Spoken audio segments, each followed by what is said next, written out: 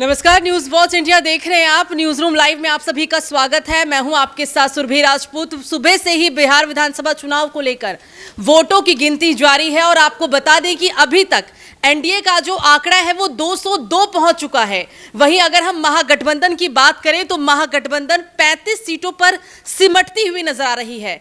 जो इस बार हमने देखा कि जिस तरीके से एनडीए को लेकर तमाम तरह के दावे किए गए थे कि एक तरफा जीत होगी, वो कहीं ना कहीं एनडीए अपने दावों पर खड़ी तो उतर रही है, लेकिन महागठबंधन को जो निराशा यहां हाथ लगी है, शायद महागठबंधन की तरफ से ये उम्मीद उन्होंने भी नहीं की होगी। और इसी को लेकर हमारे साथ बातचीत करने के लिए हमारे सहयोगी नगेंद्र भाटी जुड़ गए हैं। उनसे हम बात करेंगे और जानने की कोशिश करेंगे जो इस बार का रिजल्ट है वो कहीं ना कहीं बिहार में तो इतिहास जरूर रचता हुआ दिख रहा है। बिल्कुल सुरभि, देखिए जिस तरह का जनादेश अभी रुझानों के अंदर दिखाई दे रहा है, उससे एक कीर्तिमान बिहार के अंदर बनता हुआ दिखाई दे रहा है। और आप देखिए कि अब से पहले इस तरह का जो प्रचंड बहुमत है वो दिल्ली में केजरीवाल की पार्टी को मिला था, लेकिन अब जिस तरह के रुझान आ रहे हैं, यदि रुझान नतीजों में बदलते हैं तो ये अपने आप में इतिहास बनने जा रहा है। और आप देखिए कि महागठबंधन की यदि हम बात करें तो महागठबंधन के भावी मुख्यमंत्री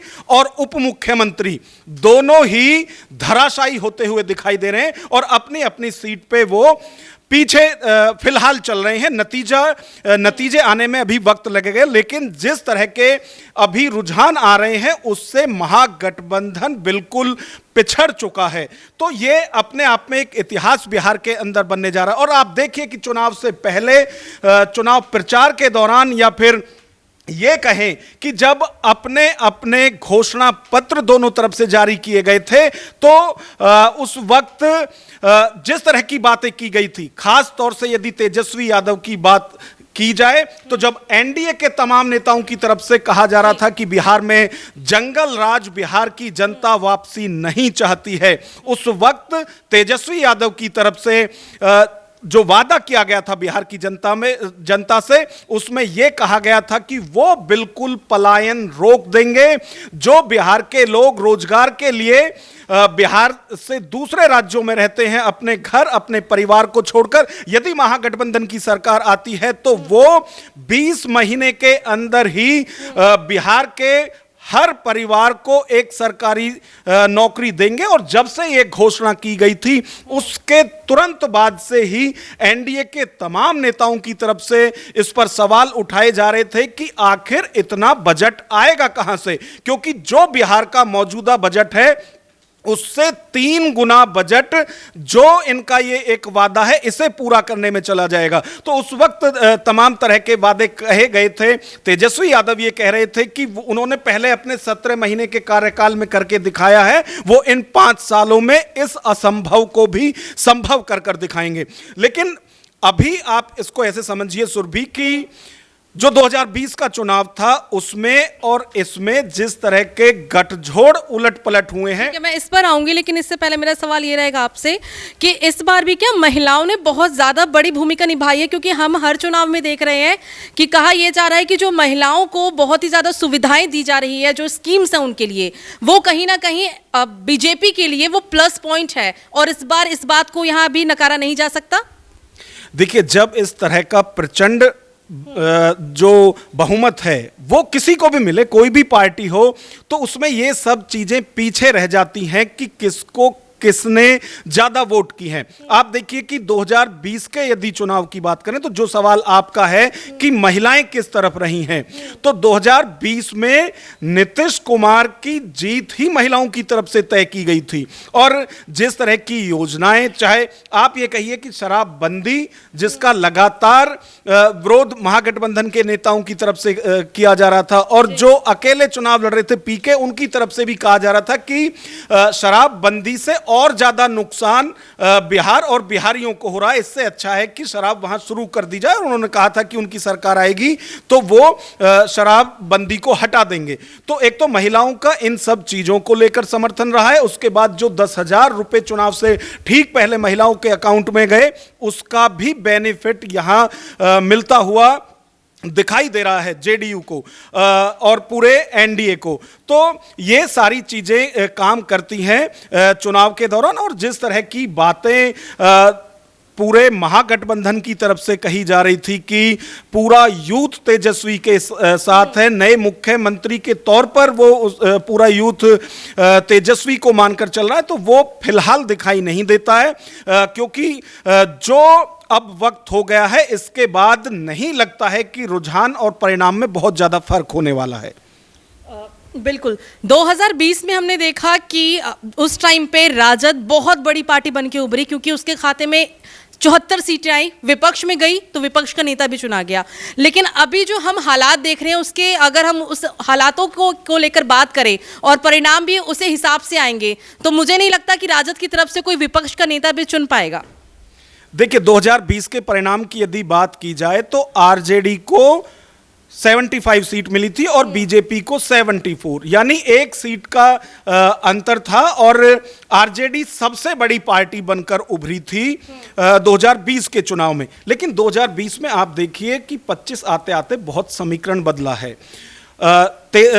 यदि एनडीए की बात करें तो एनडीए में उस वक्त जेडीयू, बीजेपी, वीआईपी पार्टी और हम, ये चार पार्टी थी गठबंधन के अंदर। और जो वीआईपी है वो अब 25 आते आते उधर शिफ्ट हो गए हैं, वो महागठबंधन में हैं। वो 11 सीट पर एनडीए के साथ लड़े थे 2020 में और 4 सीट उनको मिली थी। लेकिन अब वो उधर जाकर 0 सन्नाटा दिखाई दे रहे हैं, यानी खाता भी उनका खुलता हुआ दिखाई नहीं दे रहा है। यदि 2020 की बात करें तो एलजेपी जो है वो उस वक्त अलग चुनाव लड़े थे और बीजेपी उन्हें इतना तो मनाने में कामयाब हो गई थी कि जिन सीटों पर बीजेपी चुनाव लड़ रही है उन पर वो चुनाव नहीं लड़े थे। लेकिन 135 सीटों पर चिराग पासवान की पार्टी लड़ी थी और 135 में से महज एक सीट जीत कर आई थी। लेकिन 25 ऐसी सीट थी जिन पे कि जो वोट इनको मिले थे एलएनजेपी को, और जो हार का अंतर था वो मतलब कम था। यदि उस वक्त भी गठबंधन में होते तो 25 सीट और बढ़कर जेडीयू की आ सकती थी। तो जो 2020 में चिराग पासवान ने नुकसान किया था वो लगता है कि इस बार उसकी भरपाई हो गई है। और जिस तरह के अभी बम्पर नतीजे आ रहे हैं वो लगता है कि ये समीकरण एनडीए का काम कर गया है कि इस बार चिराग पासवान को मनाने में कामयाब हुए। और यदि चिराग पासवान की बात करें तो इसके लिए दोनों ही पार्टियों की तरफ से त्याग किया गया है इस बार, क्योंकि 2020 में बीजेपी 110 सीटों पर चुनाव लड़ी थी और जेडीयू 115 सीटों पर चुनाव लड़ी थी। तो दोनों ने ही अपनी सीटें छोड़ी थी और इस बार दोनों 101 सीटों पर लड़ी थी। और आप देखिए कि इसका पूरा फायदा एनडीए को दिखाई दे रहा है। 29 सीटों पर चिराग पासवान की पार्टी लड़ी थी जिसमें कि 21 सीटों पर वो बढ़त बनाए हुए है। तो जो समीकरण 2020 में थे वो बिल्कुल उलट हो गए हैं और इस बार एक तरफा हवा चलती हुई दिखाई दे रही है। हवा क्या, ये मानिए कि सुनामी चलती हुई दिखाई दे रही है एनडीए के पक्ष में। और जो एक सबसे बड़ा नुकसान महागठबंधन को हुआ है, आप ये देखिए कि जितनी भी नई पार्टी आई उन सब ने नुकसान महागठबंधन को किया है। चाहे एआईएमआईएम की बात करें, 2020 में 20 सीटों पर वो चुनाव लड़े थे और 5 सीट जीत कर आए थे। इस बार यदि असदुद्दीन ओवैसी की बात की जाए तो उन्होंने पूरी मनोमुहार की थी कि भाई उन्हें महागठबंधन में ले लो। वो 5 सीट पिछली बार जीत के आए थे, इस बार हमें 6 ही सीट दे दो, लेकिन किसी भी तरह से हमें महागठबंधन में एंट्री दे दो। उन्हें एंट्री नहीं मिली, उसका नुकसान भी यहां महागठबंधन को दिखाई दे रहा होता हुआ। उसी तरह से पीके की जनस्वराज पार्टी से भी नुकसान सिर्फ और सिर्फ महागठबंधन को हुआ है। तो यदि इन सब चीजों को एकजुट करने में महागठबंधन कामयाब होता या फिर उसने ऐसी कोई कोशिश की होती तो आज शायद जो रुझान और परिणाम है उसमें फर्क दिखाई देता। अच्छा, नुकसान की एक वजह तो ये भी है, जो राजनीतिक पंडित ये भी कह रहे हैं कि कांग्रेस कभी कुछ सीटों की मांग करती, कभी 45, कभी 50, मोटा मोटी उसने 60 सीटों पर चुनाव भी लड़ा, लेकिन निकलवा तो वो 4 भी नहीं पाई, 5 भी नहीं पाई। अब 5 बजे क्या नतीजे होंगे वो तो खैर थोड़ी देर में साफ हो जाएगा, लेकिन कहीं ना कहीं महागठबंधन में कांग्रेस का होना, क्या ये राजद के लिए नुकसान हुआ इसको लेकर? नहीं, देखिए, आप ये देखिए कि महागठबंधन या फिर कोई भी गठबंधन, चाहे एनडीए हो, महागठबंधन हो या और दूसरे भी जो गठबंधन बने हैं, उसमें पूरा जातीय समीकरण के गुना भाग नफा नुकसान बनाकर ही गठबंधन बनते हैं। तो यदि तेजस्वी, आरजेडी या महागठबंधन की बात करें तो उसमें भी ये सारे समीकरण लगाए गए होंगे।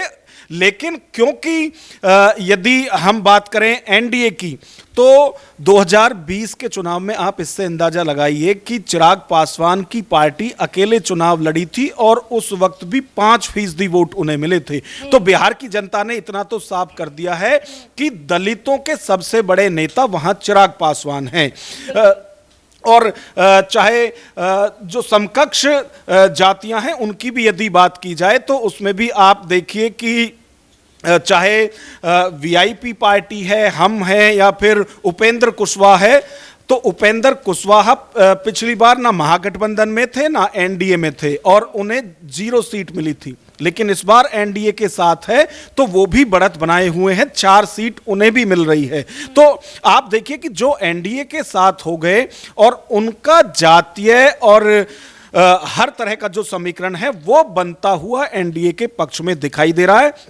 आप ये मानकर चलिए कि यदि सिर्फ आरजेडी की बात करें तो आरजेडी एमवाई समीकरण से चुनाव लड़ती है, यानी मुस्लिम और जो यादव हैं वो वोट बैंक वो अपना मानकर चलते हैं, लेकिन उसी में सबसे ज्यादा सेंध लगाई गई है। आप ये देखिए कि जो रुझान आ रहे हैं उसमें कई ऐसी सीटें हैं जो यादव बहुल क्षेत्र की सीटें हैं, लेकिन वहां एनडीए का प्रत्याशी बढ़त बनाए हुए है, यानी ना तो यादव ही महागठबंधन के साथ जाते हुए दिखाई दे रहे हैं और ना ही मुस्लिम, क्योंकि मुस्लिम वोटों पर जो दावेदारी थी महागठबंधन के घटक दलों के अलावा, वो सबसे बड़ी दावेदारी असदुद्दीन ओवैसी और उनकी पार्टी की थी। उसके बाद पीके प्रशांत किशोर जो हैं उनकी तरफ से भी लगातार मुस्लिम समाज के लोगों के साथ ना सिर्फ बैठक की जा रही थी बल्कि जो नुक्कड़ सभा तक भी वहां की गई। तो हर हाल में जो मुस्लिम वोट बैंक है उस पर कड़ी नजर थी पीके की, और आप देखिए कि उनकी तरफ से एक अलग तरह का गणित बताया भी गया था चुनाव से पहले। यदि प्रशांत किशोर की बात करें तो वो अच्छे राजनीतिक विश्लेषक हैं, लेकिन आप मानिए कि जितने भी ये सियासी विश्लेषक हैं या सियासी पंडित इनको कहेंगे, जब खुद चुनावी मैदान में आए हैं तो सारे समीकरण फेल हो जाते हैं। चाहे इससे पहले योगेंद्र यादव की आपको याद होगा, योगेंद्र यादव ने अपने और अपनी पार्टी के लिए जो भविष्यवाणी की वो सब धराशायी हो गए। उसी तरह से पीके की यदि बात करें तो उन्होंने प्रधानमंत्री जब नरेंद्र मोदी बने थे तो उस चुनाव में उनकी अहम भूमिका रही थी। उसके बाद 2015 के बिहार चुनाव में भी वो जेडीयू के लिए उन्होंने काम किया था और उसमें भी उन्हें सफलता मिली थी। उसी तरह से महाराष्ट्र में शिवसेना के लिए उन्होंने अपनी उनका जो सियासी समीकरण है वो उन्होंने उनके पक्ष में बिठाया था। तो वो दूसरों के लिए करने में तो हमेशा सक्षम दिखाई दिए, लेकिन जब बात अपने ऊपर आई तो वो यहां फेल होते हुए दिखाई दे रहे हैं। बिल्कुल, महागठबंधन की तरफ से और खास तौर पर राजद की तरफ से एक माहौल तैयार किया गया था। जो जेडीयू का वर्चस्व है वो घट रहा है, एनडीए में जेडीयू की जो अहमियत है वो कम है, क्योंकि 2020 में जेडीयू के खाते में 43 सीट आई थी, लेकिन इस बार करीब करीब 80 के लगभग सीट तो वो पहुंच ही चुकी है। तो जो उनका एक माहौल बनाया गया उनकी तरफ से जेडीयू को लेकर, वो कहीं ना कहीं वो माहौल यहां पर फेल जरूर हो गया। बिल्कुल, देखिए एक मैं आपको बात बताना चाहूंगा कि जब भी चाहे प्रधानमंत्री या मुख्यमंत्री उनके कैरेक्टर, उनके व्यवहार को लेकर जब जब सवाल उठे हैं तब तब जनता ने उन सवालों को नकारा है। आपको याद होगा 2009 के लोकसभा चुनाव में मनमोहन सिंह के लिए बीजेपी के नेताओं की तरफ से तमाम तरह की बातें की जा रही थी। उन्हें कहा गया था कि वो देहाती महिलाओं की तरह चलते हैं, ये तमाम तरह की बातें उस वक्त की गई थी।